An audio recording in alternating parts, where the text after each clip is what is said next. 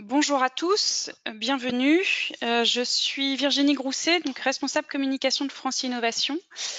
En quelques mots, France Innovation est une association d'entreprises innovantes de tout secteur et de tout domaine, dont l'objectif est de faire rayonner les expertises de ses membres et de représenter leurs intérêts.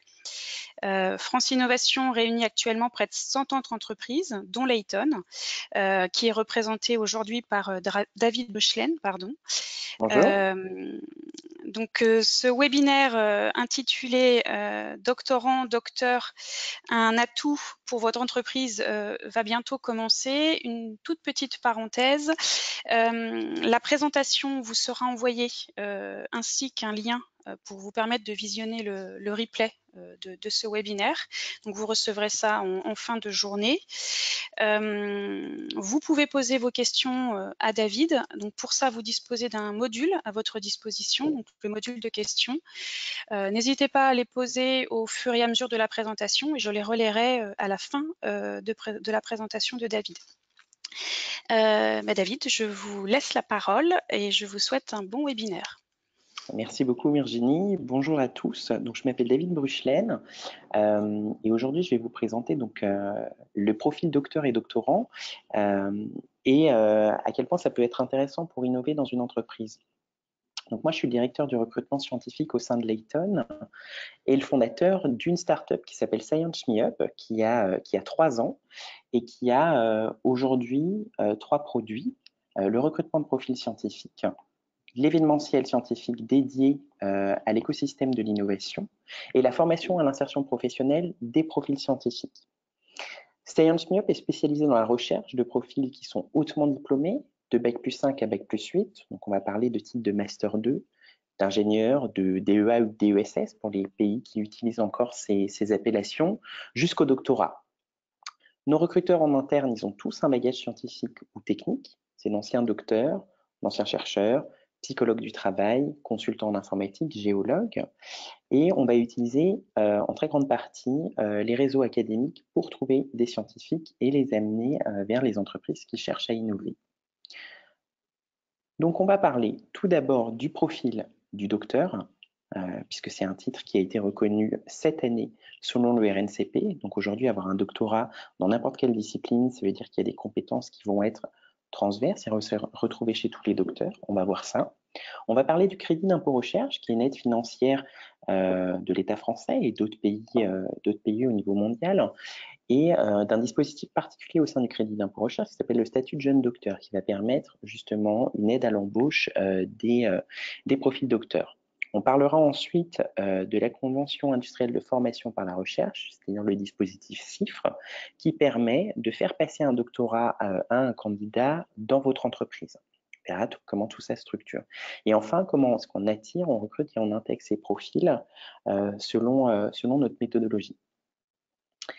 Alors, pourquoi est-ce qu'on s'intéresse à cette typologie de profil aujourd'hui? Parce que lorsqu'on parle de recrutement scientifique en France, on se rend compte qu'il y a quand même pas mal de difficultés. On parle de guerre des talents, on parle de mauvais accès à la compétence, encore plus quand on a les isolements géographiques des entreprises. Donc, selon une étude de la BPI, vous allez avoir 52% des entreprises françaises qui vont évoquer une problématique de recrutement et que ça va être le principal frein à leur croissance. Si on prend le problème d'un peu plus haut, il y a quasiment les 2/3 des recrutements de cadres qui vont prendre entre 3 à 6 mois. Ça veut aussi dire que pour un tiers, ça va prendre plus de 6 mois. Dans ces temps-là, ne sont pas comptés les délais de préavis des personnes qui sont potentiellement en poste. Et donc aujourd'hui, l'APEC dit qu'il y a 10% de postes de cadres qui ne sont jamais pourvus et les recherches sont donc abandonnées.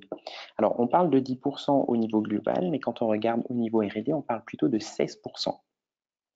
Si on identifie tous les freins à ces recrutements, c'est qu'aujourd'hui, c'est le plein emploi des cadres. Et on a un taux de chômage qui est celui qui est quasiment incompressible, qui correspond au retour de potentiellement congés maladie, congés de maternité ou des cadres qui sont simplement en transition professionnelle.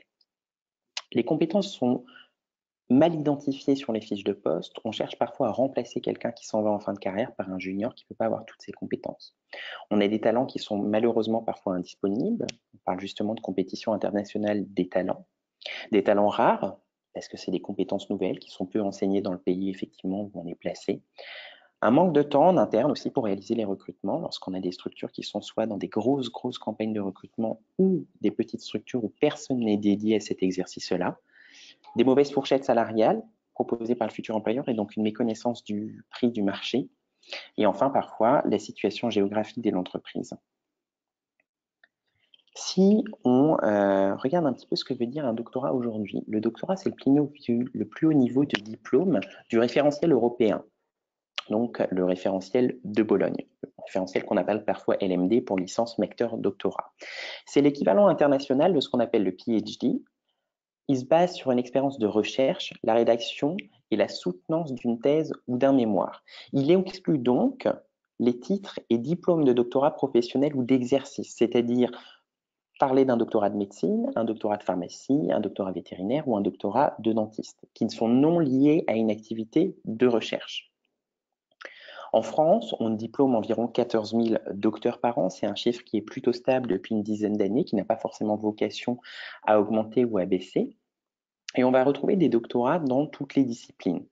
Donc on peut les sectariser en 3 grands domaines, les maths, la physique, la chimie, les sciences de l'ingénieur, pour quasiment 40% d'entre eux. Quasiment 3 000 pour les biologies, les sciences de la santé, l'agronomie, l'écologie, et vous avez 5 000 docteurs en sciences sociales et humanités. Pourquoi est-ce qu'on embauche un docteur? Qu'est-ce que ça veut dire avoir un doctorat? Le docteur, il possède de multiples compétences justement dues à cette formation d'excellence qui représente une réelle plus-value pour les entreprises. On parle forcément des connaissances et des compétences techniques spécialisées, c'est-à-dire leur sujet d'expertise. Des compétences qui sont formalisables et transférables. Effectivement, ils ont mené un projet de recherche pendant 3, 4, 5, parfois 6 ans. Donc, ils ont ces capacités-là. Ils ont des compétences en général linguistiques. Quasiment tout docteur est au moins bilingue anglais, puisqu'une plupart des recherches se font en anglais. Ils ont des capacités de communication, puisqu'ils communiquent leur sujet de recherche, la gestion de l'innovation et les connaissances de l'environnement professionnel. On a des compétences transférables qui sont moins formalisables. C'est la capacité à résoudre des problèmes complexes. Une ouverture d'esprit et forcément une capacité à collaborer, puisque, à nouveau, lorsqu'on fait de la recherche, on collabore et très souvent au niveau international. On va avoir des compétences complémentaires à leur profil, de la rigueur, de la créativité, des aptitudes qui leur permettent de gérer le stress, justement, pour mener à bien cette typologie de projet, de la curiosité intellectuelle, de la persévérance, de la capacité d'écoute. Et enfin, des métacompétences. Donc là, on va plus se référencer au Forum mondial du travail qui parle de capacité d'apprentissage et de profil apprenant. Ça rentre tout à fait dans les métacompétences des docteurs. Le doctorat, le docteur, n'est pas forcément plébiscité, ou c'est pas forcément le profil vers lequel on se retourne lorsqu'on est un industriel pour aller faire de la recherche, puisqu'en France, lorsqu'on regarde l'état de l'emploi scientifique, un rapport publié par le ministère, on voit que seulement 12% de docteurs composent les équipes R&D en France. Profil préféré, en général, c'est plutôt l'ingénieur qui va faire 56% et 17% de Master 2. Dans aujourd'hui une guerre des talents et une problématique d'accès à la compétence, le docteur se révèle donc extrêmement intéressant. Vous avez donc le RNCP, le répertoire national des certifications professionnelles, qui reconnaît depuis 2016 le doctorat, et donc que sa délivrance atteste de 6 blocs de compétences qui vous sont présentés ici. La conception et l'élaboration d'une démarche de recherche, la mise en œuvre de cette démarche de recherche et la valorisation et le transfert de cette démarche R&D. Donc ces 3 blocs, je vais insister un peu dessus. Et vous avez 3 blocs qui vont être la ligne du dessous, qui sont la veille scientifique, la formation et la diffusion de la culture scientifique et l'encadrement d'équipes dédiées à la R&D. Lorsqu'on a aujourd'hui décroché un doctorat, on a avant tout eu des compétences qui arrivent avant le lycée, qui sont formalisées en bleu, par le tout premier point au niveau du baccalauréat, et le baccalauréat va donner une première couleur au profil. Couleur qu'on va choisir d'aller explorer un peu plus en licence, et on décide d'aller choisir la biologie par exemple. En master, on va peut-être pousser en écologie. On va donc donner une couleur un peu plus forte dans une des spécialités de la biologie. Le doctorat, c'est arriver aux limites de la connaissance humaine qui est représentée par le cercle et poser une question auquel aujourd'hui personne n'a la réponse. C'est pour ça que le premier bloc de compétences du docteur, c'est de concevoir et d'élaborer une démarche d'R&D. Le deuxième bloc de compétences, c'est qu'après l'élaboration de cette démarche R&D, c'est qu'on peut la mettre en œuvre. général, les docteurs sont des experts techniques. Ils ont de multiples compétences et une forte capacité d'adaptation. Une étude récente a permis d'évaluer justement cette transférabilité des compétences, la créativité, de l'innovation, une capacité de planification justement pour cette gestion de projet, capacité à travailler avec divers acteurs. Enfin, le troisième bloc dans lequel je vais rentrer dans les détails, c'est la valorisation et le transfert de cette démarche R&D. Pourquoi? Parce qu'ils ont la capacité à communiquer selon plusieurs interlocuteurs, parfois dans plusieurs langues, et surtout à mettre une veille scientifique et technologique en place par rapport à leur projet de recherche. C'est donc aujourd'hui un réel atout différenciant pour une entreprise. Aujourd'hui, ils apportent donc des compétences qui sont indispensables aux entreprises de demain et permettent de lever des freins justement au recrutement scientifique. C'est un vivier de talent qui est aujourd'hui inexploité. Vous avez 31% des docteurs qui ont obtenu leur diplôme en 2012 qui exercent un emploi à l'étranger faute de trouver du travail en France. Pour les entreprises qui sont éligibles ou qui font de l'innovation, là, le fait d'avoir des docteurs en interne va permettre de sécuriser et surtout d'augmenter l'assiette d'éligibilité au crédit d'impôt recherche. Des profils qui sont financièrement accessibles, c'est des profils selon un salaire brut médian non chargé qui sont acceptés à partir de 35 000 euros. Donc pas très différent du salaire d'un ingénieur. Et si on rentre dans le détail, vous avez deux dispositifs de soutien public qui sont importants pour intégrer les docteurs. Donc le doctorant en amont, donc on intègre quelqu'un qui a un bac plus 5, on va le voir plus tard, qui va réaliser cette thèse en interne dans une entreprise, en collaboration avec le laboratoire académique, mais également la capacité d'intégrer un docteur via le dispositif Jeune Docteur qui va valoriser grandement les dépenses de salaire et de frais de fonctionnement pour cette personne. Pourquoi est-ce que c'est important pour le crédit d'impôt recherche? Parce que le docteur, c'est un indicateur d'innovation. C'est quelqu'un qui va permettre de structurer la recherche. Ainsi, l'administration fiscale considère que la présence de docteurs dans une équipe R&D est un indicateur de sécurisation et de valorisation de ce crédit d'impôt recherche. Si on doit parler chiffres, puisque ça reste tout de même intéressant, le crédit d'impôt recherche peut bénéficier à ce qu'on appelle un jeune docteur. Le jeune docteur, c'est une personne qui va obtenir son premier CDI dans le privé. Alors, il existe un statut particulier qui permet de le valoriser. Il y a deux lignes donc, de dépenses, qui est salarié non statut jeune docteur et un salarié jeune docteur. Donc la première ligne, salarié non jeune docteur, est toute personne qui va avoir une activité d'innovation et on considère que cette personne passe son temps à 95% sur des travaux d'innovation. Son salaire chargé représente 70 000 euros, on va retenir donc 66 500 euros. On va ajouter la moitié pour le calcul de frais de fonctionnement, on ajoutera donc 33 250 euros et on aura un montant total de dépenses déclarées qui est presque équivalent à 100 000 euros. Sur ça, le crédit d'impôt recherche rembourse 30%.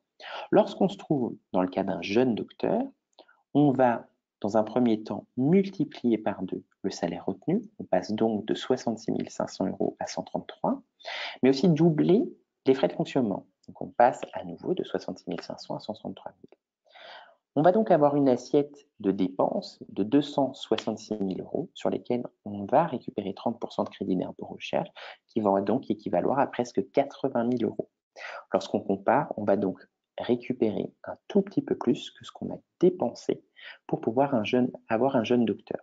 Ce statut jeune docteur va donc durer 2 ans et au bout de ces 2 ans, ce statut donc disparaît et ce salarié devient un salarié non jeune docteur et donc toujours éligible à une prise en charge de 30% de son montant taxé chargé pour l'entreprise et donc rester toujours intéressant justement dans le calcul du CIR. La notion du premier contrat CDI en France suivant la soutenance de doctorat. Donc, si une personne a effectivement eu des contrats précaires, c'est-à-dire à enchaîner les CDD ou dans le privé ou dans le public, même à 40 ans, même à 50 ans, cette personne est éligible à son statut jeune docteur. Si cette personne a rompu potentiellement son contrat de travail durant la période d'essai d'un CDI dans une autre entreprise, ce statut de docteur est toujours éligible encore une fois. Bon, le docteur ne fonctionne qu'une seule fois. Et vous avez des avantages fiscaux qui sont maintenus dans le cadre de la modification du statut, de la situation juridique d'une entreprise. C'est-à-dire que si une entreprise fait faillite pendant le statut de jeune docteur, le docteur ne perd pas justement son joker à pouvoir être éligible à nouveau à ce statut-là. On passe maintenant au dispositif CIFRE. CIFRE pour Convention industrielle de formation par la recherche. C'est la capacité d'une personne à aller effectuer une thèse dans une entreprise. Cette personne est reliée à un laboratoire académique. Vous avez donc une convention tripartite qui permet d'avoir un lien entre un laboratoire académique, une entreprise et donc un salarié doctorant. Permet de créer un réseau intersectoriel public-privé de la recherche française. L'ANRT, l'Association nationale de recherche et technologie, est l'autorité de l'État qui va valider ces projets de thèse et surtout les subventionner. Forcément, il y a un avantage financier pour les entreprises. Vous avez une subvention de 14 000 € par an pendant 3 ans si effectivement le projet de CIFRE est accepté. Important de savoir que les coûts restants sont potentiellement éligibles au CIR si l'entreprise déclare du crédit d'impôt recherche. La seule condition, c'est qu'il y a un salaire minimum qui va être équivalent à 23 484 €. La convention industrielle de formation donc par la recherche, c'est, on en a parlé, une relation qui existe entre une structure socio-économique, une entreprise, une association, une collectivité territoriale, donc de statut de droit privé ou de droit public, avec un partenariat avec un laboratoire de recherche et entre tout ça, un salarié doctorant qui effectue des allers-retours. Alors, dépendamment du sujet, le salarié doctorant va passer forcément plus de temps dans une entreprise où les outils sont présents ou alors dans le laboratoire de recherche ou à temps équivalent. Ça, c'est effectivement quelque chose qui est à préciser au démarrage de la thèse CIFRE. Le dispositif de soutien le recrutement par une entreprise d'un doctorant en CDD de 3 ans, donc c'est des CDD d'usage ou en CDI, capacité à embaucher directement en CDI aussi. Le doctorant travaille sur un sujet de recherche en collaboration donc avec l'entreprise et un laboratoire public. Ça va permettre donc de démarrer une thématique de thèse choisie par le client pour répondre à un besoin de développement de son entreprise. Le doctorant est encadré par un directeur de recherche au niveau académique qui est expert de son domaine et par un encadrant au niveau de l'entreprise. Il n'est pas nécessaire de posséder un doctorat pour encadrer un doctorant dans son entreprise. Forcément, ça va créer une collaboration avec un laboratoire public d'une université et l'entreprise. Et encore une fois, vous avez une subvention de 14 000 € par an qui va être versée par la NRT de façon trimestrielle, donc ça va être 3 500 € tous les 3 mois, et le reste des dépenses qui sont dédiées justement à l'embauche et au maintien de ce salarié sont éligibles au crédit d'impôt recherche. Pourquoi est-ce que c'est intéressant? Parce que intégrer une personne et un profil qui va réaliser une thèse CIFRE, c'est embaucher un diplômé qui a déjà un niveau Bac+5. Condition sine qua non aujourd'hui pour s'inscrire en thèse. Donc un ingénieur, un titulaire de Master 2 ou diplôme équivalent. Rien n'empêche effectivement d'intégrer une personne avec un diplôme étranger jugé équivalent. Pendant 3 ans, le temps de sa thèse va permettre de développer un travail approfondi répondant à la problématique d'une entreprise, une nouvelle thématique de recherche ou l'approfondissement de R&D. On va bénéficier de l'expertise d'un directeur de recherche, permettre d'élargir le réseau de l'entreprise et surtout de créer un partenariat public-privé qui est de plus en plus important pour demander des subventions. On en a parlé, donc la CIFRE, si on doit la comparer aux autres salariés potentiels éligibles au crédit d'impôt recherche, si on considère que le salaire chargé est à 30 000 €, donc patronné, c'est quasiment 24 000 € de salaire brut obligatoire, qu'on respecte le même temps passé à l'activité de recherche, donc 95%, on va retenir 31 350 €. On va ajouter une moitié de frais de fonctionnement, c'est-à-dire qu'on va avoir quasiment 15 500 €. On additionne les deux, on va avoir 47 000 € auxquels on va déduire la subvention de la NRT. Il restera 33 000 € potentiellement éligibles au crédit d'impôt recherche, c'est-à-dire 10 000 €. Alors, aujourd'hui, comment est-ce qu'on va attirer et recruter cette typologie de profil? Alors, pour attirer des personnes qui ont été élevées à la recherche et donc à l'innovation, il faut savoir décrire son projet de recherche en interne et décrire plutôt la mission du projet. Donner un challenge, décrire les verrous scientifiques et technologiques à lever. Encourager forcément la proposition de solutions et communiquer sur les produits finaux et leurs potentiels impacts sur les utilisateurs. On va intégrer une personne de réseau, forcément, qui avait des partenariats avec des laboratoires, qui participait à des salons technologiques et des congrès scientifiques. Les atouts des entreprises à mettre en avant pour attirer cette typologie de profil, c'est la flexibilité et la responsabilité que l'entreprise laisse à ses employés, surtout dans la force de proposition au sein des départements R&D et d'innovation, mais aussi de permettre de favoriser la proactivité des candidats, mais aussi être ouverte au changement et aux idées neuves, choses qui apparaissent très souvent de façon constitutive chez tous les titulaires d'un doctorat. Des avantages financiers forcément qui sont extrêmement intéressants, qui sont mis en place par l'État pour permettre justement de booster cette innovation, permet d'offrir un salaire attractif aussi, et justement de permettre d'avoir cette main-d'œuvre aujourd'hui qui est sous-exploitée, qui permet de répondre à un besoin de compétences. Donc vous avez un salaire qui est en fonction de la discipline et de l'expérience du docteur, qui va aussi entre 30 000 jusqu'à 60 000 euros pour les disciplines qui sont les plus rares ou les plus compétitives aujourd'hui au niveau mondial. Donc les difficultés de recrutement aujourd'hui, c'est définir son besoin technique. Il faut arriver à retranscrire ce besoin dans une fiche de poste de manière adéquate. C'est disposer aussi du temps nécessaire pour le recrutement du profil. Les docteurs, ce n'est pas forcément des gens qu'on va retrouver sur l'APEC, sur LinkedIn. Il faut savoir où les chercher, comment les attirer, surtout savoir évaluer ces candidats, tant sur un plan technique que sur un plan plus transverse niveau ressources humaines. Il faut comprendre leurs envies et les motivations de ces candidats. C'est en général une nouvelle génération, donc il faut un peu appréhender au niveau des milléniaux, savoir les intégrer et les conserver dans l'entreprise. L'important pour tout nouvel employé, c'est de clarifier ses objectifs lorsqu'il arrive dans l'entreprise, de favoriser son intégration au sein des équipes et la compréhension de la culture d'entreprise. On a parlé avant de ce statut de jeune docteur.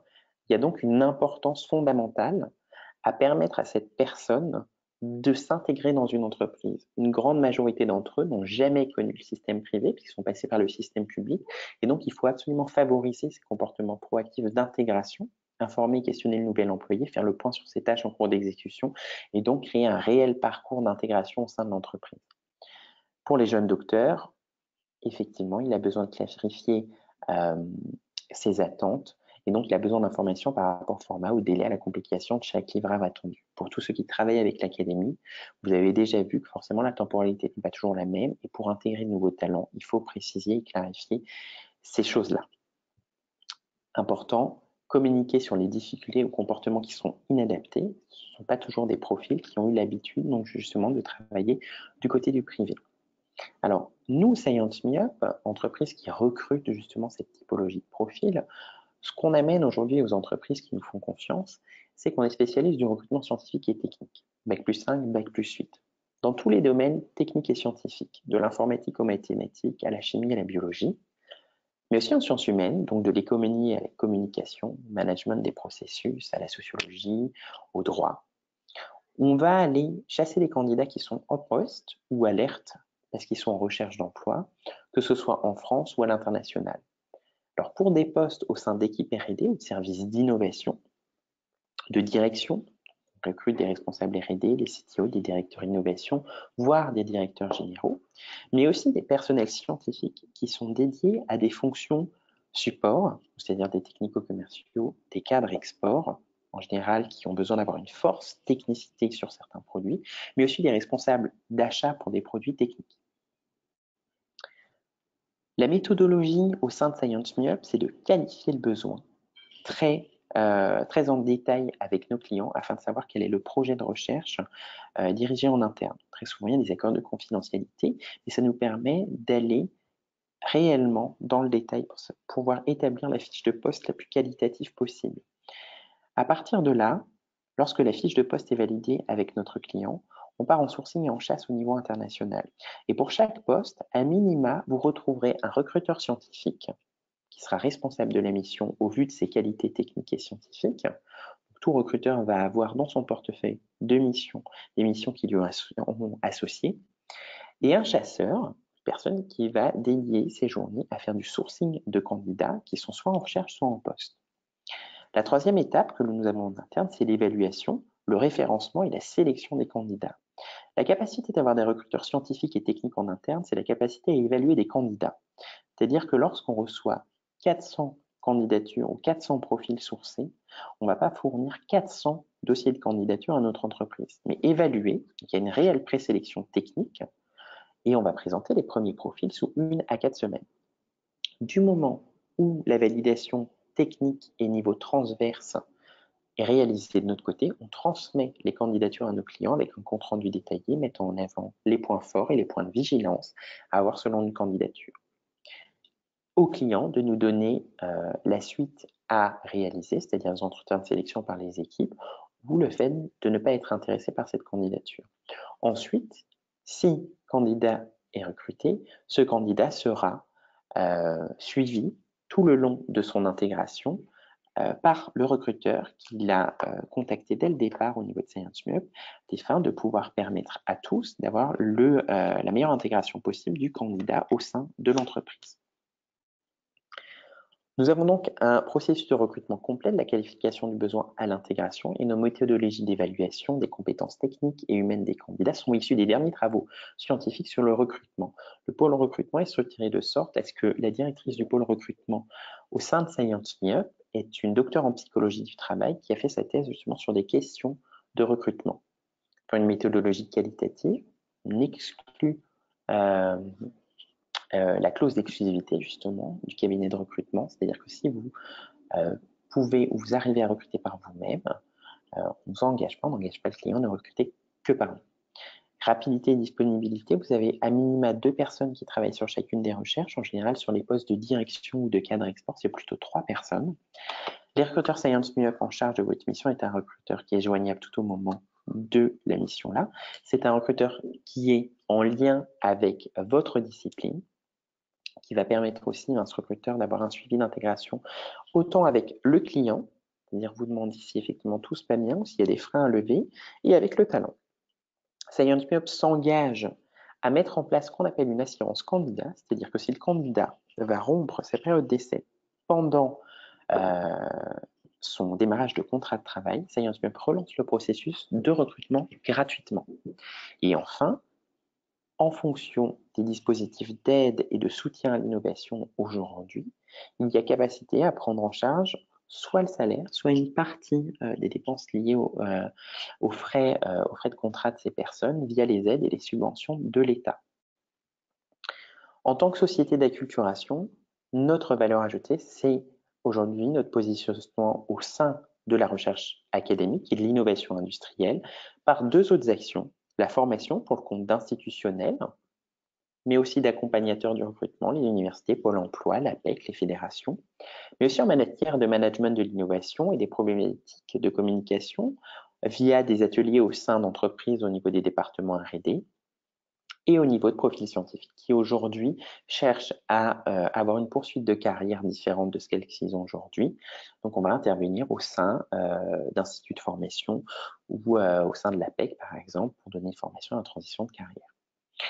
Le troisième pôle d'activité, c'est de l'événementiel Académie Industrie, où là, on va organiser des événements pour le compte justement d'institutionnels et d'industriels qui ont envie de mettre en avant leurs produits d'innovation. Notre avantage concurrentiel aujourd'hui, c'est le maintien d'un vivier de candidats perpétuel. Aujourd'hui, on a actuellement 33 000 candidats dans notre vivier, la présence dans nos réseaux institutionnels, mais surtout l'anticipation des besoins scientifiques des clients. Effectivement, les clients avec lesquels on travaille, on se font plusieurs projets de recrutement sur des projets de recherche qui seront parfois différents. L'idée, c'est effectivement d'être un réel accompagnateur pour permettre de structurer toutes les équipes R&D. On va avoir donc une équipe d'experts, docteurs, ingénieurs ou anciens consultants IT avec des spécialisations dans des domaines techniques formés et pilotée par une docteure en psychologie du travail, permettent d'avoir une communication fluide avec les directeurs R&D et ses équipes, qui sont en général nos interlocuteurs, une maîtrise parfaite des aspects techniques du poste et la qualification et le conseil sur les compétences dont le client a besoin. Vous aurez donc forcément un accompagnement par rapport aujourd'hui au marché du travail et ce que coûtent les compétences, les candidats sur les technicités sur lesquelles vous êtes en recherche. Il y a un réel conseil dans l'identification et l'évaluation des candidats. de démarrage à la rédaction adéquate de la fiche de poste, de la chasse des candidats dans le réseau scientifique et technique, l'évaluation des compétences techniques et transverses et la pertinence ensuite des échanges avec les candidats scientifiques et techniques dans leur domaine. En conclusion, les docteurs aujourd'hui possèdent des compétences multiples, transférables et surtout valorisables pour les structures. C'est une niche à nouveau de candidats qui est aujourd'hui inexploitée, souvent puisque méconnue ou par mauvaise idée du fait que le docteur va être payé extrêmement cher. C'est une compétence donc qui est accessible aujourd'hui. Intégrer ces profils à vos équipes R&D présente un avantage financier, on l'a vu, grâce aux dispositifs de soutien type convention industrielle de formation par la recherche ou les statuts jeunes docteurs. Mais en plus de permettre cet avantage financier, ils vont permettre aussi de sécuriser votre déclaration crédit d'impôt recherche. Enfin, pour réussir le recrutement de ces profils, il est nécessaire de mettre en place une stratégie pour attirer et recruter ces profils, mais aussi les maintenir dans votre équipe. Et enfin, il faut mettre en place des méthodes pour faciliter leur intégration, parce que c'est souvent des personnes qui vont faire le grand saut du public vers le privé, et donc un parcours d'intégration sera la meilleure des choses pour pouvoir les pérenniser au sein de votre entreprise. Donc on a fini pour ma présentation et puis je suis ouvert pour toute question que vous pourriez avoir. Merci David pour cette présentation. Alors j'ai une première question à vous poser. Est-ce qu'il y a une limite d'âge pour le recrutement d'un docteur ou d'un jeune docteur? Pour pouvoir bénéficier de dispositifs d'aide? Exactement. Alors, il n'y a pas de limite d'âge, d'une pour recruter un docteur. Il n'y a pas de limite d'âge non plus pour qu'un docteur soit éligible au statut de jeune docteur. Le statut de jeune docteur va s'apprécier au niveau du candidat, c'est-à-dire que si le candidat n'a jamais eu de CDI en France, je précise, ce qui peut avoir eu un CDI à l'étranger, cela ne compte pas pour l'administration fiscale. Donc c'est un CDI en France. Il n'y a pas de limite d'âge. Cette personne a pu avoir des CDD pendant une vingtaine d'années. Ce sera le premier. Pour le dispositif CIFRE, est-ce qu'il y a une limite d'âge? À nouveau, non. En revanche, il y a une limite de temporalité. La personne qui peut être éligible à un dispositif CIFRE ne doit pas avoir été employée dans la société depuis plus de 9 mois au démarrage de la CIFRE. Ça, c'est les obligations donc, pour être éligible au dispositif CIFRE. D'accord, merci. Vous avez évoqué les docteurs étrangers. Est-ce qu'il existe des aides à l'embauche pour le recrutement de docteurs étrangers? Alors, le statut de jeune docteur fonctionne pour le recrutement de docteurs étrangers. À nouveau, la condition, c'est que le diplôme soit jugé équivalent. Donc, on parle du diplôme de doctorat à proprement parler, l'équivalent international de PhD. Il n'y a pas forcément d'aide plus que celles qui sont dédiées au statut de jeune docteur pour le crédit d'impôt recherche. En revanche, il y a des facilités d'obtention de visa pour des personnes qui viennent de non-Schengen, par exemple. C'est un peu plus facile, effectivement, d'obtenir des passeports talents pour recruter des docteurs qui viennent de l'étranger. Très bien. Alors, dites-moi si on peut évoquer ce point-là, peut-être que vous préférez l'évoquer après coup en particulier, mais est-ce que vous pouvez évoquer le mode de rémunération que vous avez pour accompagner une entreprise en fonction de sa taille? Alors, le mode de rémunération, oui, effectivement, ça va être un pourcentage. Ça fonctionne sur les modalités d'un cabinet de recrutement. Donc, c'est un pourcentage du salaire du docteur qui sera embauché. D'accord. Du docteur, de l'ingénieur ou de toute personne, effectivement, qu'on aura jugé bon de présenter au client et que le client aura décidé d'embaucher. Très bien. Alors, une autre question là, qui vient d'arriver donc de Gilles. Ai-je bien compris, en disant qu'un docteur coûte à l'entreprise environ 45 000 € sur 3 ans, hors investissement spécifique, y a-t-il une restriction pour les entreprises en cours de création? Alors, Deux questions en une. Ouais, alors 45 000 euros sur 3 ans, ça voudrait dire 15 000 euros par an. Là, on ne parle pas d'un docteur, j'imagine, on parle ou d'un doctorant CIFRE. Voilà, je vois pas la question. Alors, j'ai pas davantage de précision. Peut-être, Gilles, si vous pouvez préciser ce point-là. Oui, il parle bien de doctorant CIFRE. Ouais, alors un doctorant CIFRE, effectivement, on peut revenir hein, sur la diapositive. On va avoir effectivement quelque chose qui va, si c'est correctement optimisé, on dit très souvent qu'une cible va coûter entre 10 et 12 000 euros par an. Donc, on ne peut pas toujours tout optimiser. Effectivement, 45 000 euros sur 3 ans, c'est à peu près ça sur un doctorant CIFRE. Non prise en compte toutes les dépenses autres potentielles qui pourraient y avoir. Et la deuxième partie de la question, c'était? Y a-t-il une restriction pour les entreprises qui sont en cours de création? Alors, il faut effectivement que l'entreprise existe, il faut un statut juridique pour pouvoir déposer une cifre, et il faut un encadrant en interne. La restriction pour un dispositif CIFRE, elle est plutôt sur l'évaluation du projet de thèse. Donc, c'est la NRT qui valide, donc l'autorité de validation de l'État, qui va valider le projet de thèse via des experts scientifiques. Ça doit réellement correspondre à un nouveau pan d'innovation dans l'entreprise et pas à du développement. Ça, c'est la seule chose effectivement qui aujourd'hui pourrait faire dire non à une cifre. Et même quand la NRT dit effectivement non, en général, il demande une réécriture du dossier.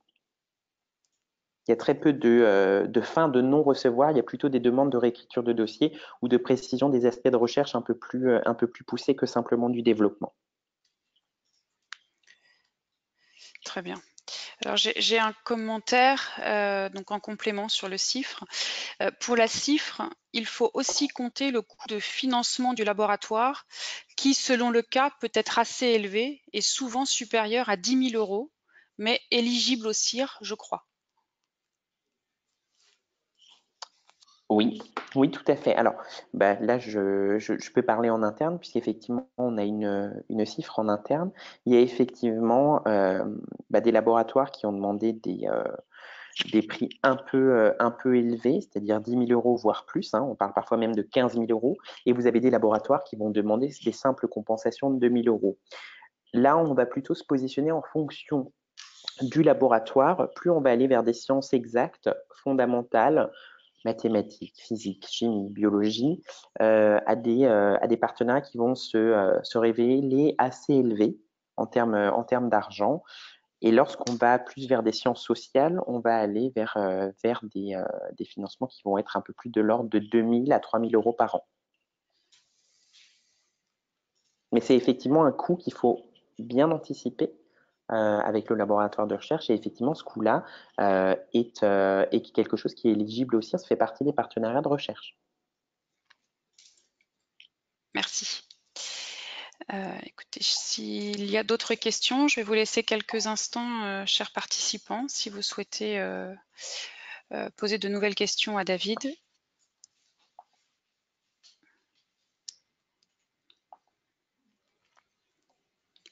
Alors, bon, pas de nouvelles questions. David, je vous propose de conclure ce webinaire. Oui, tout à fait, tout à fait. Je vais vous laisser la présentation et puis si quelqu'un d'autre a des questions, vous n'hésitez pas, il y aura mes contacts en fin de diaporama. Très bien. Effectivement, j'enverrai donc à tous les participants un mail avec le lien vers la présentation pour voir le replay. Vous pourrez avoir les slides ainsi que les coordonnées de David si vous souhaitez poursuivre l'échange et voilà, avoir des questions peut-être plus précises qui concernent votre entreprise. Très bien, merci beaucoup. Bonne journée à vous et à très bientôt. Au revoir. Au revoir.